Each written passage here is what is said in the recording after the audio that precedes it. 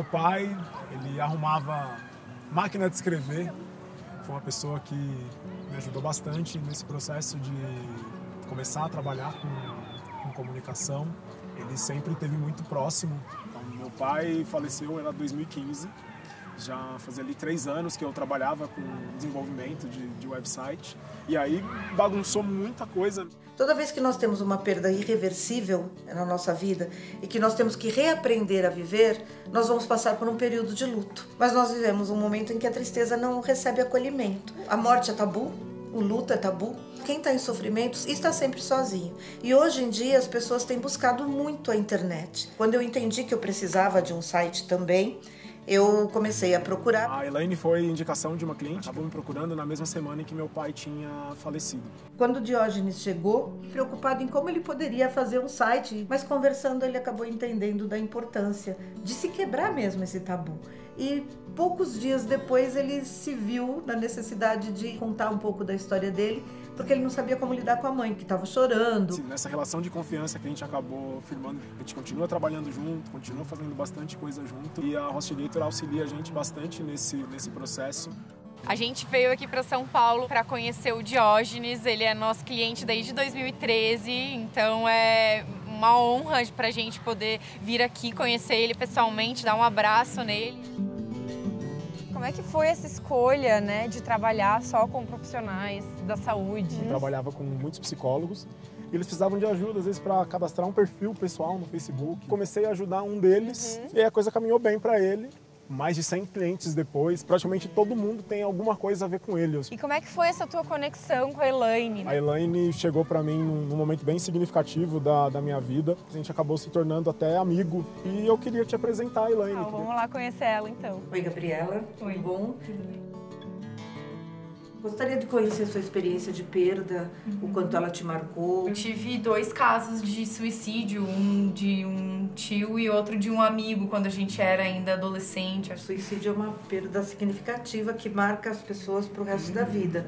O segundo foi meu tio, faz uns 4 anos mais ou menos, e também foi bem chocante, assim. Mas a gente fala dele o tempo inteiro, alguém abriu um vinho que ele gostava, ele adorava esse vinho, e daí conversa, conta uma história. Então a gente, na minha família, a gente lida, assim, sempre traz a pessoas, assim. Mas sabe? fala do suicídio em si? Não, Pois é. lembra da pessoa. O suicídio é um tabu, é o grande segredo, né, Diógenes, que a gente sempre comenta, né? Sim, durante o processo de criação do site acabou rolando muito esse assunto, porque as pessoas não se permitem deixar a pessoa viver o luto. Um dia eu tinha uma reunião marcada com a Elaine e falei, Elaine, então, preciso entrar nesse assunto porque minha mãe precisa de ajuda, que ela tá desesperada. Quando ela vem conversar sobre esse assunto, como que vocês conversam com ela? A gente não conversa. Ela falou assim, então, sua mãe tá carregando um peso, uma carga muito pesada. Sozinha ainda. Sozinha. E quando ela chega pra algum de vocês, diz assim, ó, me ajuda a carregar isso. E vocês estão virando pra ela e falam assim, não, eu não vou te ajudar a carregar isso. Aí conversando na reunião com a Elaine, então, Elaine, posso ligar pra minha mãe? E usando algumas das coisas que ela falou pra conversar com ela, eu digo que daquele dia em diante minha mãe começou a lidar melhor com essa situação. Sempre só autorizar a pessoa a sofrer.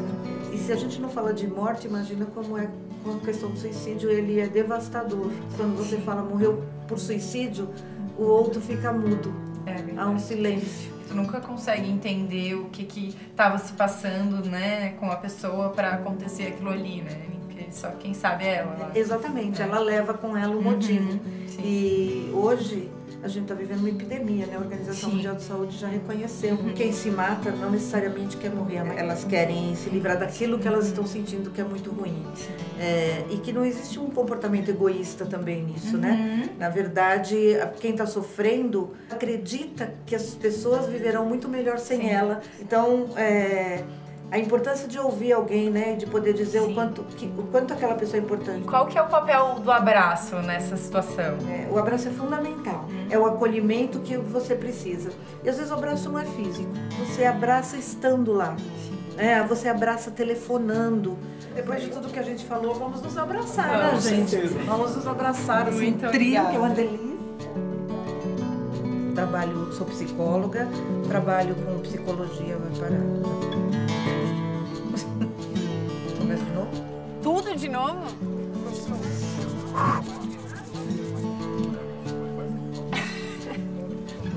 Jorge, eu não sei mais o que perguntar. O que você queria me dizer? E eu não sei mais o que responder. Olha, cara.